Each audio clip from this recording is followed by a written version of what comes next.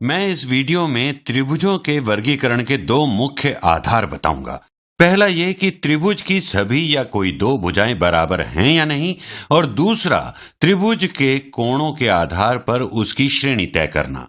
तो पहली श्रेणी देखते हैं। ये वर्गीकरण त्रिभुज की भुजाएं बराबर हैं या नहीं इस पर आधारित है। तो विषमबाहु त्रिभुज स्केलन ट्रायंगल में कोई भी दो भुजाएं बराबर नहीं होती। उदाहरण के तौर पर यदि एक त्रिभुज लें जिसकी इस भुजा की लंबाई है 3, इसकी लंबाई है 4 और इसकी लंबाई है 5, इस भुजा की लंबाई है 5, तो ये कहलाएगा विषमबाहु त्रिभुज स्केलन ट्रायंगल। किसी भी भुजा की लंबाई दूसरी के बराबर नहीं है। और अब आइसोसेलेस ट्रायंगल समद्विबाहु त्रिभुज, इसकी दो भुजाओं की लंबाई बराबर होती है। उदाहरणतः ये होगा एक समद्विबाहु त्रिभुज यदि ये लंबाई मान ले है 3, इसे भी मान ले 3 और ये लंबाई 2। देखिए ये भुजा और ये भुजा बराबर हैं। तो ये शर्त कि कोई दो भुजाएं बराबर होनी चाहिए यहां पूरी होती है। यहां देखिए ये दोनों बराबर हैं। और अब समबाहु त्रिभुज इक्विलैटरल ट्रायंगल, आपका अनुमान बिल्कुल सही है। ऐसे त्रिभुज की सभी भुजाओं की लंबाई बराबर होती है। जैसे ये एक समबाहु त्रिभुज है, इसकी भुजाएं हैं 2, 2 और 2। या फिर ये त्रिभुज जिसकी भुजाएं हैं 3, 3, 3। वो त्रिभुज जिसकी तीनों भुजाएं बराबर हों कहलाता है समबाहु त्रिभुज।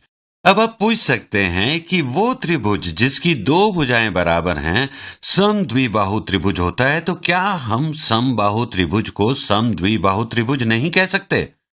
बिल्कुल कह सकते हैं, क्योंकि समबाहु त्रिभुज की सब भुजाएं बराबर होती हैं, तो ये समद्विबाहु त्रिभुज की शर्त को भी पूरा करता है। तो परिभाषा के अनुसार सभी समबाहु त्रिभुज समद्विबाहु त्रिभुज भी होते हैं, लेकिन सभी समद्विबाहु त्रिभुज समबाहु त्रिभुज नहीं होते। उदाहरण के तौर पर ये समद्विबाहु त्रिभुज है, समबाहु नहीं है। इसकी सभी भुजाएं समान नहीं हैं, केवल 2 हैं। और इन दो समबाहु त्रिभुजों में हमें किन्हीं दो भुजाओं के बराबर होने की स्थिति भी मिलती है। और अब हम त्रिभुज वर्गीकरण देखेंगे कोणों के आधार पर। एक्यूट ट्रायंगल अर्थात न्यून कोण त्रिभुज के सभी कोण 90 डिग्री से कम होते हैं। तो उदाहरण के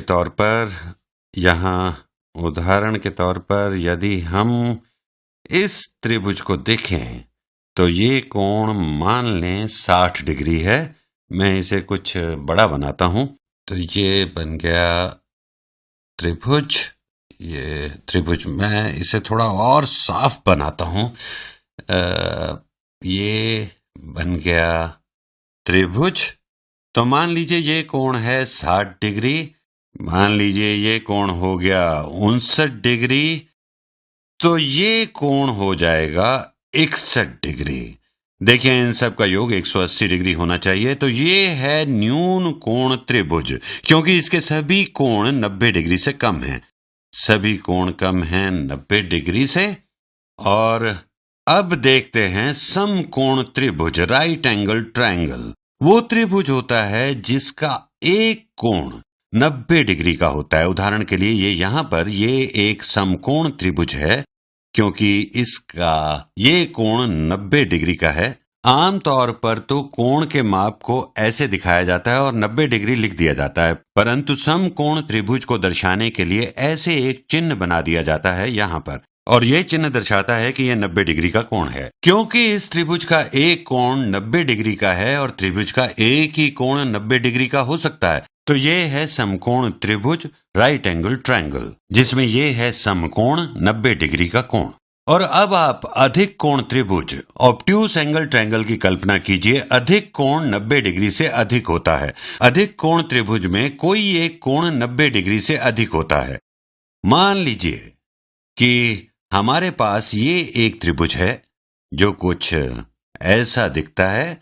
ये कोण, इसका ये वाला कोण 120 डिग्री का हो सकता है। तो इस त्रिभुज के दूसरे कोण हो सकते हैं, मान लीजिए ये है 25 डिग्री, या इसे हम 35 डिग्री मान लेते हैं। तो ये वाला कोण है 25 डिग्री। देखिए, इन सब का योग 180 डिग्री है और यही होना भी चाहिए। 25 जमा 35 हो गया 60, जमा 120 हो गया 180। पर ध्यान देने योग्य बात यह है कि इसका एक कोण अधिक है, एक कोण बड़ा है 90 डिग्री से। तो आप यहाँ पर ये पूछ सकते हैं कि क्या कोई त्रिभुज इन दोनों वर्गों में हो सकता है, जैसे समकोण विषमबाहु हो सकता है? बिल्कुल हो सकता है।